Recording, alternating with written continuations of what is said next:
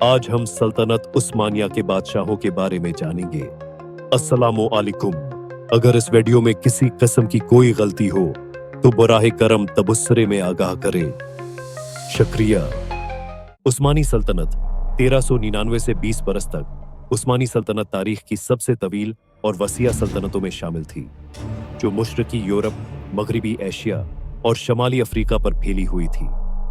उसका आगाज एक छोटे तर्क कबीले से हुआ और ये सल्तनत 10 साल से जायद अरसे तक दुनिया की एक बड़ी ताकत रही। यहाँ उसकी तफसीली तारीख पेश की गई है। उस्मानी सल्तनत की बुनियाद 1229 में उस्मान अव्वल ने रखी, जिनके नाम पर सल्तनत को उस्मानी कहा जाता है।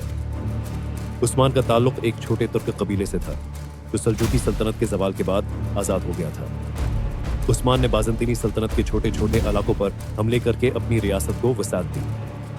रसामौर की फतह ने उस्मानियों को एक अहम तजारती और इंतजामी मरकज़ फराहम किया। उस्मानी सल्तनत ने उस्मान के बाद तेज़ी से तरक्की की, खास तौर पर सावरखान पक्ष और अमराद अव्वल दास्तान के दौर में। अहम फतूहात आदरना एड्रियानोपल को दारुल हुकूमत बनाया गया।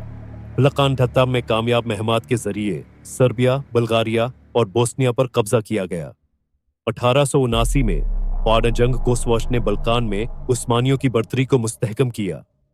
1402 में तिमुरुग ने संकरा की जंगाह में उस्मानी सुल्तान हैतबायजीद अव्वलताज को शिकस्त दी, जिसके नतीजे में सल्तनत को आर्जी तौर पर इंतशार का सामना करना पड़ा।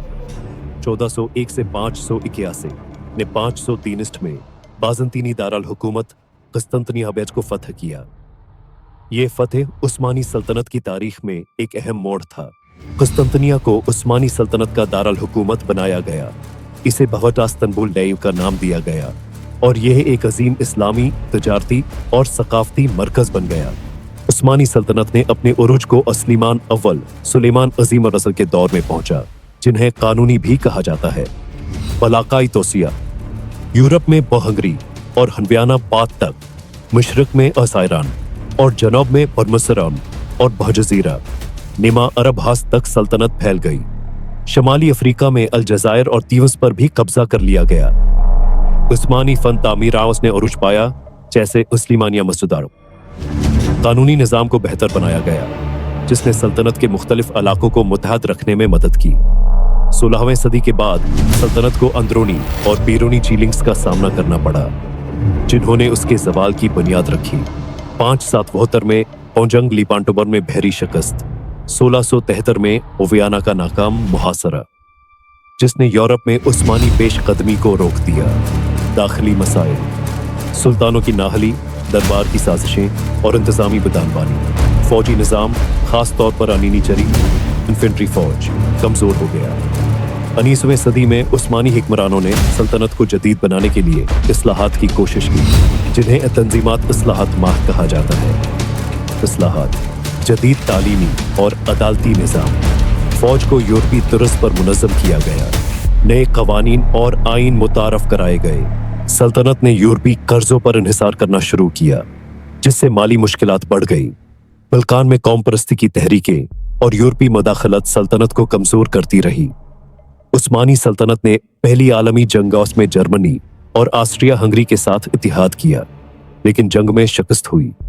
आर्मीनियाई नस्ल कशेयोन, जिसमें लाखों आर्मीनियाई बाशिंदे मारे गए या बेघर हुए, जिसने सल्तनत को तकसीम कर दिया। 1973 मुस्तफी कमाल अतातुर्क पास्क ने मजमहूरिया तरकियात कायम करके उस्मानी सल्तनत का खात्मा कर दिया। उस्मानी सल्तनत का वर्सा उस्मानी सल्तनत ने दुनिया पर गहरे असरात छोड़े। उस्मानी तर्ज तामीर, फ़नून और मूसीकी आज भी मशरक, वस्ती और बल्कान में नजर आते हैं। उस्मानी कवानीन और इंतजामी निज़ाम ने जदीद तरक्की के क़ियाम की बुनियाद रखी। उसके ज़वाल के बाद मशरक वस्ती में कई नई रियासतें वजूद में आईं। क्या आप किसी खास दौर या वाक़ये के बारे में मज़ीद तफसीलात चाहते हैं?